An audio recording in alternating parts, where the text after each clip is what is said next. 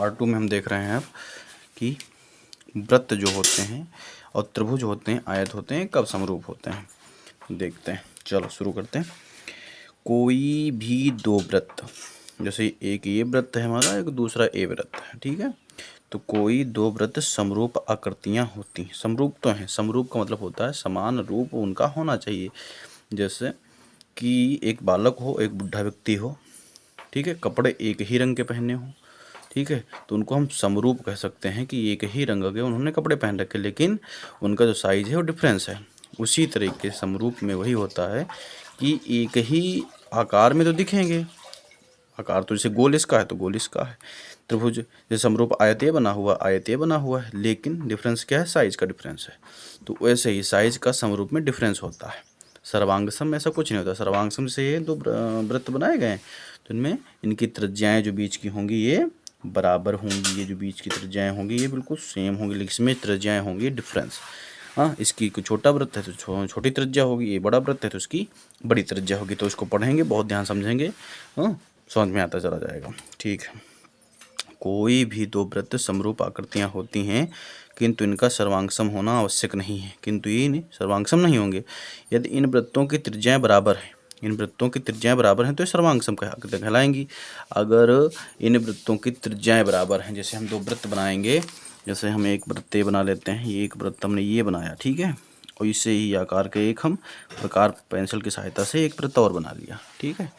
एक वृत्त तो बनाने की त्रिज्याएं जो हमने मान रखा है 3 सेंटीमीटर है और 3 सेंटीमीटर, ये दो त्रिज्याएं हो गई। तब हम कह सकते हैं कि दोनों जो वृत्त हैं ये सर्वांगसम होंगे, सर्वांगसम होंगे, सर्वांगसम होंगे। लेकिन जब इनकी त्रिज्याएं अलग अलग होंगी, त्रिज्याएं मतलब इनका कह रहे हो कि दो वृत्त बने हुए हैं, अलग अलग तरीके बने हुए हैं, और इसको मान लो हम 3 मान लेते हैं और इसकी जो त्रिज्या है वो 2 सेंटीमीटर है, तो सर्वांगसम नहीं होगी, ये हमारी समरूप होगी। क्योंकि इनके जो गोले हैं वो एक जैसे बने हुए हैं, लेकिन इनकी त्रिज्याएं भिन्न भिन्न हैं, तो ये समरूप होंगी, सर्वांगसम नहीं होंगी, ठीक है। इसको बहुत ध्यान समझ लेंगे। दूसरी कोई वीडियो आपको देखने की जरूरत नहीं पड़ेगी, आपके सारे अध्याय सिम करवाएंगे। जितना भी राजू प्रकाशन का चैप्टर आते हैं, जितने आते हैं आपके शुरू से ले करके लास्ट तक, पेपर के पहले बोर्ड एग्जाम के पहले, यूपी बोर्ड वाले जितने भी बालक हैं सब चैनल से जुड़े रहें। और अगर अच्छा लग रहा है, अगर लग रहा है कुछ आपको मिल रहा है इस वीडियो से, तो हमसे जुड़िए और पूरे चैप्टर आपको पढ़ाए जाएंगे A to Z। आपको अभी हम यहाँ पे बिना फेस के पढ़ा रहे हैं, और स्कूल टाइम में आपको हम फेस वाली वीडियो बना के इसी चैनल पर डालते रहेंगे। तो आप देखते रहिए, आगे देखिए। यदि इन वृत्तों की त्रिज्याएं बराबर हों तो सर्वांगसम आकृतियां कहलाएंगी। समरूप वृत्तों की त्रिज्याएं भिन्न भिन्न होती हैं। समरूप जो होंगी, आपको बता दिया है कि समरूप होंगी, रूप उनका एक जैसा होगा, लेकिन वो बड़ी छोटी हो सकती हैं, ये इसमें नहीं मेंशन करना होता है। जैसे यहाँ दिखाया गया है कि दो समरूप वृत्त हैं, ये वृत्त छोटा है, ये बड़ा बना हुआ, लेकिन ये समरूप है, ये सर्वांगसम है क्योंकि ये दोनों सेम है। ये तुम्हारा जो आयत बना हुआ है ये भी तुम्हारा जो है समरूप है, और ए वर्ग बना हुआ ये भी समरूप है। त्रिभुज जो हैं ये भी समरूप हैं, क्योंकि अभी आपको बताया है कि समरूप वही होती हैं जो एक रूप जैसी दिखती हैं, एक रूप जैसा हो जिनका होता है वही उनको हम समरूप कहते हैं।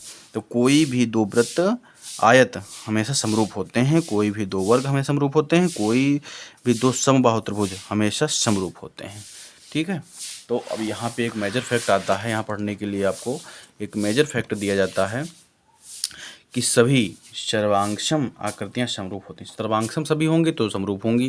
देखो यहाँ पे दो गोले बने हुए हैं, अभी हमने आपको दिखाया कि यहाँ पे दो गोले बने हुए हैं, सर्वांगसम हैं ये, तो इनको हम समरूप भी कह सकते हैं। सभी जितनी भी सर्वांगसम आकृतियाँ होती हैं उनको हम समरूप कह सकते हैं, लेकिन सभी समरूप आकृतियों को हम सर्वांगसम नहीं कह सकते, क्योंकि लिए सर्वांगसम में हमने आपको पिछले वीडियो में भी बताया, इसमें बता रहे हैं कि सर्वांगसम होने के लिए उनका साइज जो है बराबर होना चाहिए, लंबाई बराबर होनी चाहिए, आकार सेम होना चाहिए, और समरूप में ऐसा कुछ नहीं होता। समरूप में केवल एक रूप जैसी दिखनी चाहिए, तो वही समरूप होती हैं। इसे यहाँ पे दिखाया गया, सभी सर्वांगसम आकृतियाँ समरूप होती हैं, परंतु सभी समरूप आकृतियाँ का सर्वांगसम होना आवश्यक नहीं होता है, ठीक है।